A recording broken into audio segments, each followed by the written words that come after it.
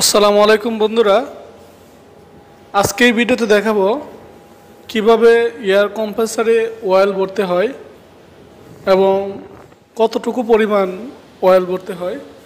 তো আপনারা ইতিমধ্যে দেখতে পাচ্ছেন এখানে অ্যাটলাস কপকো একটি এয়ার কম্প্রেসার রয়েছে।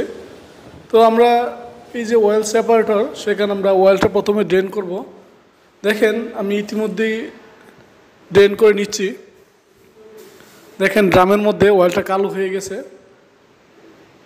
একটি পাইপের মাধ্যমে ড্রেন লাইনে লাগিয়ে দেখেন অয়েল সেপারেটর যে ড্রেন লাইনটি রয়েছে সেই ড্রেন লাইন থেকে আমরা ড্রেন করে নিয়েছি। তো ড্রেন করার পরে এখন আমরা ড্রেন লাইনের বাল্বটি অফ করে তারপর আমরা এখন দেখতে পাচ্ছেন অয়েল দেওয়ার যে রাস্তাটা সেটা আমরা খুলে নিয়েছি। তো এই দিক দিয়ে আমরা অয়েল ঢুকাবো।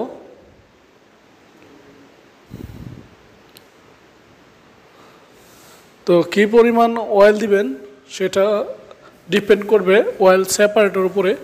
এখানে আমরা 15 লিটার অয়েল দিব। আর যদি অয়েল সেপারেটর ছোটো হয় সেক্ষেত্রে ম্যানুয়ালে যতটুকু আছে 5 লিটার হতে পারে, 10 লিটার হতে পারে, অনুযায়ী দিবেন। তো বন্ধুরা আপনারা দেখতে পাচ্ছেন এখানে অয়েল দেওয়া হচ্ছে। আর অয়েল যদি হয়ে যায় সেক্ষেত্রে অনেক সময় এখানে অয়েল গ্লাস থাকে, হাই লো মিডিয়াম। তো গ্লাস দেখে আপনারা যতটুকু প্রয়োজন ততটুকু অয়েল দিবেন। এছাড়াও বন্ধুরা অয়েল সেপারেটরের ফিল্টার কীভাবে চেঞ্জ করতে হয় এর উপর ভিডিও রয়েছে, লিংক আমি ডিসক্রিপশনে দিয়ে দিব, আপনারা এখান থেকে দেখে নেবেন। তো বন্ধুরা তো এভাবে আপনারা অয়েল দিবেন। তারপর দেখেন আমি অয়েল লাইনের ড্রেন লাইনটি বন্ধ করে দিচ্ছি। যে দিক দিয়ে অয়েল ড্রেন করছিলাম সেটা আটকে দিয়ে সিলার রেঞ্জ দিয়ে আমি টাইট করে দিচ্ছি।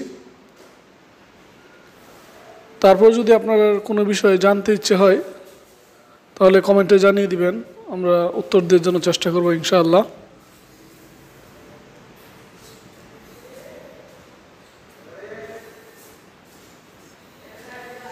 তো ভিডিওটি দেখার জন্য ধন্যবাদ।